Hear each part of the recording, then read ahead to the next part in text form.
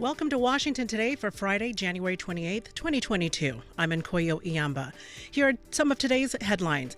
10 people remain injured after a snow-covered bridge in Pittsburgh collapsed Friday morning, all happening ahead of President Joe Biden's scheduled visit to the area to talk about infrastructure. We'll hear more from President Biden shortly. The United States has called for a meeting of the United Nations Security Council to address Russia's behavior and the buildup of Russian troops on Ukraine's border. We'll take you to the Pentagon to hear the latest from top military officials. 6 rockets struck Baghdad's international airport facility on Friday, damaging 2 commercial planes, but causing no casualties. That's according to Iraq's military.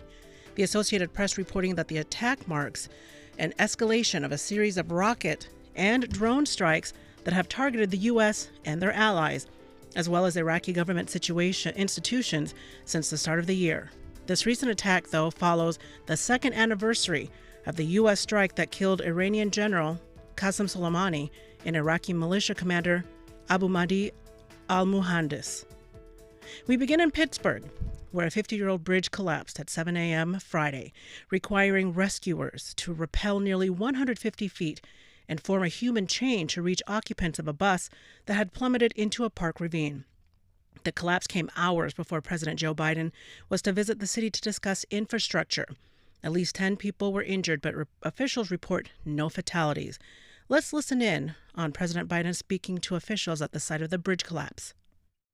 Were you worried that there had been an explosion or that there had been We weren't collapse? sure whether the gas had caused this or whether the leak was, a result of the bridge collapse. So we just weren't sure about that. How long did it take to get the company to shut off the gas? Probably About a half hour. Half hour, 45 minutes. Yeah. So that was just continuing outside of the. So there's obviously there's another line right here as this well. side as well, yeah. So that was rushing out. So And it's probably too early for joggers to be done. there was a few joggers actually. There was a few. One of them actually helped us get some people out of the car safe. So yeah. It's a miracle, Mr. President. It's a miracle. It really is. She's got a handle. It really is. President Biden's visit to Pittsburgh is part of a broader campaign to promote the White House's achievements in key states before the midterm elections, including his $1 trillion infrastructure law, which has earmarked about $1.6 billion for Pennsylvania bridge maintenance. He made remarks about it earlier. A bridge more than 50 years old, I think it was 150 years, it says 50 years old, but I thought it was older, collapsed right here in Pittsburgh. It had been rated in poor condition for the past 10 years. What you all know, if you don't, you should know, there are another 3,300 bridges here in Pennsylvania, some of which are just as old and just as decrepit condition as that bridge was, including here in Pittsburgh, the city of bridges. I've been coming to Pittsburgh a long time. I'm a Pennsylvania kid. I was born and raised the first part of my life in Pennsylvania, and I've been to Pittsburgh a lot. But all these years, I never knew Pittsburgh, Pennsylvania, had more bridges than any other city in the world. Yo! But across the country, there are 45,000 bridges in poor condition. It's just simply unacceptable. That's why your governor and your members of Congress, your mayor, have been saying for years, we have to do something about this. I've talked about it every time I've come to Pittsburgh, and we finally got it done. A bipartisan infrastructure law, including the largest investment in our nation's bridges since the Eisenhower put together the interstate highway system. And I might add, this is the first time in the country's history that we dedicated a national program to repair and upgrade bridges. And it's about time. The governor can tell you we're giving state and local leaders historic funding to make national projects real. Here in Pennsylvania, that means at least $1.6 billion for bridges alone, $327 million in 2022 alone just to repair bridges. We've got to get it on with it. We've got to move. The next time, we don't need headlines saying that someone was killed when the next bridge collapsed. We're also providing billions more for roads and so much more. We saw today When a bridge is in disrepair, it literally can threaten lives. As soon as we heard about the bridge, we were immediately in contact with the mayor. Mr. Mayor, you're doing a hell of a job. And the governor and other officials on the ground. And we're going to rebuild that bridge, along with thousands of other bridges in Pennsylvania and across the country, because it's in our interest for our own safety's sake, and it generates commerce in a way that we can't do now. That's part of how we're going to build a better America. President Biden speaking at Carnegie Mellon in Pittsburgh. Meanwhile, despite invitations to join the president today, 2 of the 3 leading Democrats in Pennsylvania's statewide ballot this spring cited scheduling conflicts for not joining President Biden on his visit to the state. Lieutenant Governor John Fetterman, a leading Senate candidate, and State Attorney General Josh Shapiro, the likely Democratic nominee in the race for governor, did not join President Biden today. However, a top Senate candidate, Representative Connor Lamb, a longtime Biden supporter based in Pittsburgh, joined the president at the scene of the Fern Hollow Bridge collapse in Frick Park. Now, the 3 high-profile absences come as Democrats in other states have begun taking modest steps to distance themselves from the first-term president, whose approval ratings have fallen sharply in recent months. And now we turn to the U.S.-Russia-Ukraine situation.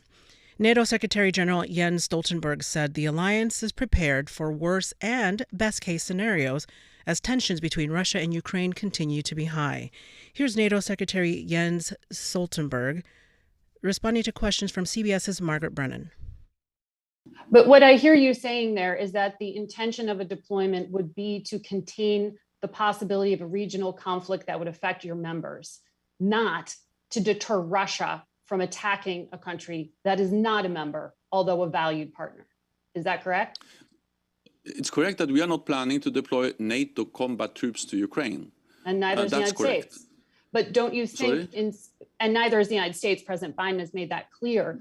And that has been one of the criticisms of NATO to date, that because going back to 2014, the United States and NATO were not willing to use force to deter aggression and annexation of territory from a NATO partner. I know, not a member, but that Vladimir Putin saw that, and that he knows now there was not a willingness to use force to stop him. Why should he take NATO seriously now? So first of all, because our main task is to protect 30 allies, 1 billion people, territory in North America and Europe. That's our core task, and we demonstrate once again our commitment and our readiness and the capabilities to defend and deter any attack against NATO allies. So I am absolutely certain that President Putin and Russia takes NATO very serious when it comes to our ability to protect and defend all allies, and we demonstrate that every day. When it comes to Ukraine, I'm absolutely certain that Russia understands that they will have to pay a high price, because they, after they used force against Ukraine in 2014, we have imposed severe sanctions on Ukraine. We have stepped up our support on sanctions on Russia after the use of force against Ukraine. We have provided support to Ukraine, stepped up that, and we have increased our presence in the eastern part of the alliance. So if with battle groups and more military presence in the eastern part of the alliance for the first time in our history. So if Russia wants less NATO at its borders, they have actually achieved exactly the opposite. And if they use force again against Ukraine, they will achieve even more NATO at their borders. So that's, of course, a price for Russia, meaning that they have consequences if they violate international law, if they invade another country.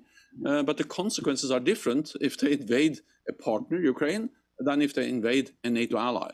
And I think it's important to understand those differences. And what is NATO's core responsibilities. NATO Secretary General Jens Stoltenberg speaking at the Atlantic Council earlier. Now, this conversation comes as earlier in the week, the U.S. placed about 8,500 troops on alert to deploy to Eastern Europe if needed in support of NATO. Mr. Stoltenberg also touched on Russia's relationship with China and said he would not speculate as to whether they'll invade Ukraine as the Olympic Games get underway in Beijing. Meanwhile, at the Pentagon, military officials called on Russia to stand down as tensions rise over the threat of a Russian military incursion into Ukraine. We hear first from Defense Secretary Lloyd Austin. As you know, for months now, Russia has been deploying forces to Crimea and along Ukraine's border, including in Belarus. It has progressed at a consistent and steady pace involving tens of thousands of Russian troops, and it is being supported by increased Russian naval activity in the northern Atlantic and the Mediterranean Sea. While we don't believe that President Putin has made a final decision to use these forces against Ukraine, he clearly now has that capability. And there are multiple options available to him, including the seizure of cities and significant territories, but also coercive acts or provocative political acts like the recognition of breakaway territories. Indeed, we're seeing Russian state media spouting off now about alleged activities in eastern Ukraine. Now, this is straight out of the Russian playbook, and they're not fooling us. We remain focused on Russian disinformation, including the potential creation of pretext for further invasion or strikes on Donbass. And any Russian attack or further incursion into Ukraine would not only ignite conflict, it would also violate the bedrock principles of national sovereignty, territorial integrity, and self-determination. Defense Secretary Lloyd Austin briefing reporters at the Pentagon. He was also joined by Joint Chiefs of Staff Chair General Mark Milley. Here's what he had to say. Ukraine has the right to be independent, and they have been an independent country since 1991. Russia signed the Budapest Memorandum in 1994 with the United States and Great Britain that guaranteed the territorial integrity and sovereignty of Ukraine. It's the policy of the United States government to continue to support an independent Ukraine in their goals, and we are continuing our effort to enhance their ability to protect themselves. We strongly encourage Russia to stand down and to pursue a resolution through diplomacy. Armed force should always be the last resort. Success here is through dialogue. The Russian Federation has amassed upwards, at this time, of over 100,000 ground forces, air forces, naval forces, special forces, cyber, electronic warfare, command and control, logistics, engineers, and other capabilities along the Ukraine border. Joint Chiefs of Staff Chair General Mark Milley. Both military leaders have repeatedly urged a diplomatic solution to the situation. Speaking on the Glenn Beck radio show, former President Donald Trump gave his views on the situation. Well, Europe should be totally involved. When Germany made the pipeline deal, I sent a white flag to Angela, who I got along with actually very well. Different side of the plate, but that's okay. She had views that were a lot different than mine in many cases. But I sent the white flag of surrender because Germany made a deal with Russia with the pipeline, and Nord Stream is a disaster. And I'm the one that brought that out. Nobody even knew about it. Mm-hmm. I used to talk about it all the time. Then they'd say, oh, he's weak in Russia. Putin would say, you're killing me with this pipeline. But I got it stopped, and it was stopped. It was stopped cold. But I told Angela, I said, you're tying your whole country into Russia because once you're going to get energy, and don't listen to them when they say 20%. It's 72% or more of their energy is going to come out of Russia. That means that Russia controls them. Russia owns Germany. In one of the dumbest moves I've ever seen, where they're getting their energy, a large portion, and remember, it's over 70%. They're trying to say it's 30 and 40%. And even if that is too much, but it's over 70%. They closed their plants. They closed their nuclear plants and other plants. They got rid of coal, which was, steaming it to greatness because, frankly, the coal was, they had great ability. Right now, they're having brownouts and every other thing, but they're getting their energy from Russia. So Russia has total control over Germany, and Germany's saying, oh, well, we don't want to fight them. They can't fight them because of what's happening with the energy. So it's very interesting to see, but I would really say it is a European problem. Former President Donald Trump speaking on The Glenn Beck Show. Washington Today continues in a moment. The Washington football team hasn't had a winning season for a while, but they have made headlines over the years for something else, the team name. Soon they will announce a new name, following years of controversy over the discarded one. In the latest episode of C-SPAN's The Weekly, we remember when members of Congress were angry about the Washington football team's old name. No doubt about it. This is a negative word. This is a slur. So it's remarkable that the NFL commissioners and owners continue to sanction the racist and shameful use of the term Redskin to describe Native Americans and then profit from it. There are millions of Native Americans in this country whose ancestors endured forced removal from their lands, suppression of their culture, and state-sponsored campaigns of ethnic cleansing. The NFL racist mascot mocks this painful history.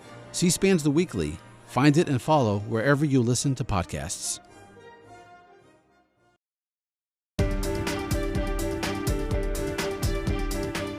Welcome back to Washington Today. Here are some other stories that we're following. The Coast Guard said it suspended its rescue operations Thursday night after announcing earlier that afternoon that it had found 4 additional bodies in its search for dozens of migrants lost at sea off Florida. Homeland Security investigations officials have said they were actively investigating the case as a human smuggling operation.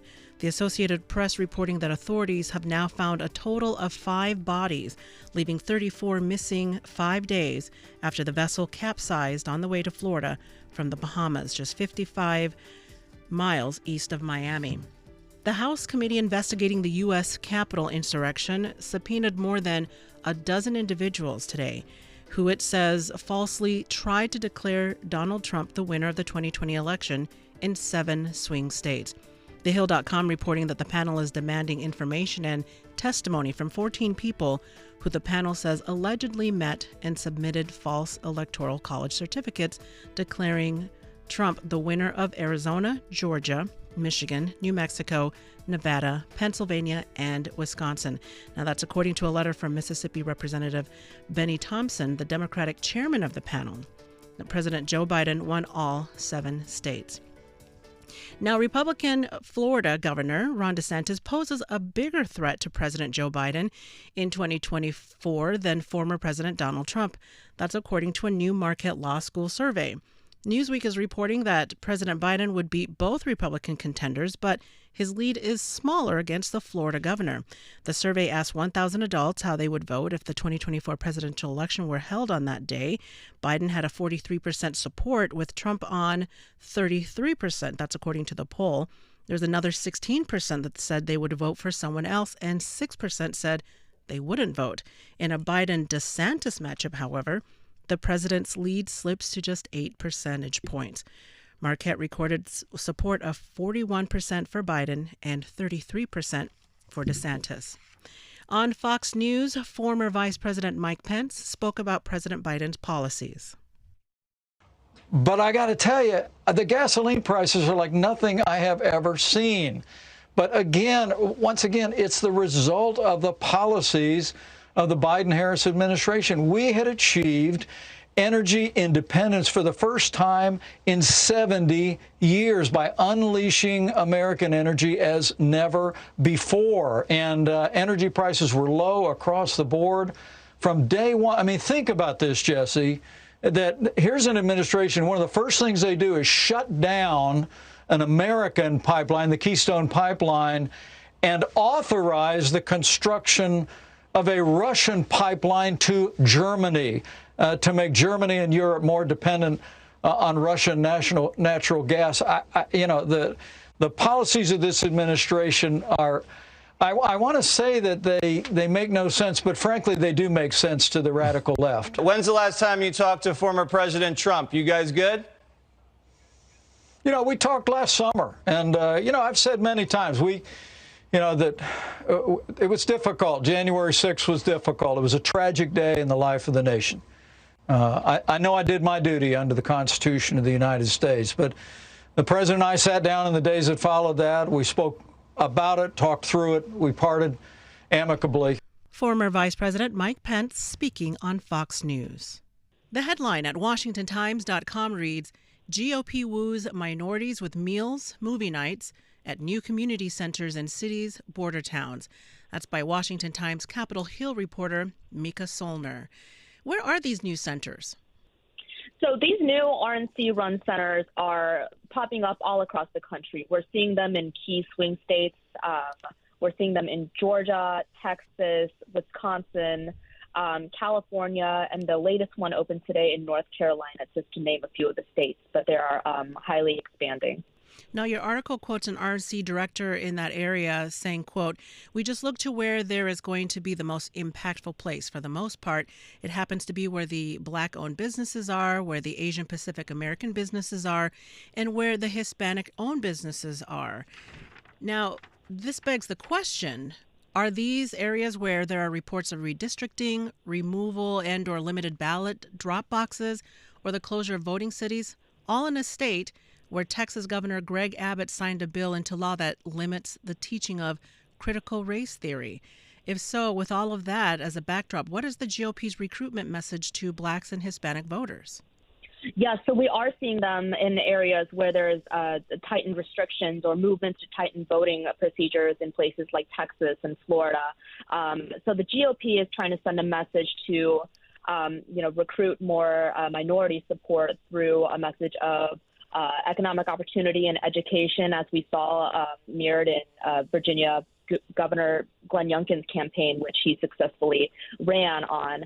On the other hand, with the voting measures, Democrats are also utilizing that to their advantage to push a message of the GOP being stringent on restricting voting rights. So it's a very different kind of message that both parties are tailoring in these areas. Yeah, a recent poll shows that Democrats are losing ground with independent and suburban voters. Washington Times Capitol Hill reporter Mica Soellner, you write in your article at WashingtonTimes.com, quote, "A Democratic National Committee aide dismissed the community centers as more optics than an earnest attempt to connect with a diverse set of voters." So what are Democrats doing to keep and attract new minority voters? Democrats are really pushing the message of voter suppression and tying the Republicans to that, given what's occurring in state legislatures around the country with GOP-dominated lawmakers, and then Democrats are trying to push, more expansive voting procedures, which they say will benefit minority communities that might have harder to access time at the ballot box. So that's their big message. But as we know, Democrats have always kind of invested, their resources in retaining their base for various minority voters, which have typically largely voted in favor of the Democratic Party. So that's the next question then. Is either group finding success with these communities? I think it's going to matter what's happening at the grassroots level. Both parties are going out there very early in this campaign cycle, which is beneficial for anybody. And I think recruitment efforts for both parties in terms of getting people on their staff that look like the people that they're trying to reach is very vital and important for both. For the GOP, particularly, this isn't necessarily a new phenomenon, but I think this is the first time that it's really kind of gained momentum given their recent gains in particularly Hispanic, but also some Black voters in 2020 and if we're looking at Virginia, in that race as well. So what does the future look like for these efforts? I think it is vital to note that, we're going to continue to see the Republicans try and mobilize this new group of voters that typically haven't really gone for the party before. And I think it's going to be extremely important for the party to expand their base, especially as their traditional group of conservative voters is shrinking as we see the demographics of the country rapidly changing continuously. Washington Times Capitol Hill reporter Mica Soellner. You can find her article at WashingtonTimes.com. Thank you for helping us to understand these Get Out the Vote efforts. Thank you so much. President Joe Biden and First Lady Jill Biden have finally added the long-promised cat to their pet family. Her name is Willow, and she's a 2-year-old green-eyed, gray and white farm cat from Pennsylvania. The First Lady named Willow after her hometown of Willow Grove, Pennsylvania. And on this day in history, at 11:38 a.m. Eastern, on January 28, 1986, the Space Shuttle Challenger lifted off from Cape Canaveral, Florida. 73 seconds later, the shuttle broke up in a forking plume of smoke and fire. Millions watched the tragedy unfold on live television. There were no survivors. Aboard the shuttle was a 37-year-old high school social studies teacher, Krista McAuliffe. She won a competition that earned her a place among the 7-member crew of the Challenger. Today is a day for mourning and remembering. Nancy and I are pained to the core by the tragedy of the Shuttle Challenger. We know we share this pain with all of the people of our country. This is truly a national loss. 19 years ago, almost to the day, we lost 3 astronauts in a terrible accident on the ground. But we've never lost an astronaut in flight. We've never had a tragedy like this. And perhaps we've forgotten the courage it took for the crew of the shuttle. But they, the Challenger 7, were aware of the dangers, but overcame them and did their jobs brilliantly. We mourn 7 heroes: Michael Smith, Dick Scobie, Judith Resnick, Ronald McNair, Ellison Onizuka, Gregory Jarvis, and Krista McAuliffe. We mourn their loss as a nation together. In the aftermath of the disaster, President Ronald Reagan appointed a special commission to determine what went wrong with the Challenger and to develop future corrective measures. The Presidential Commission was headed by former Secretary of State William Rogers and included former astronaut Neil Armstrong and former test pilot Chuck Yeager.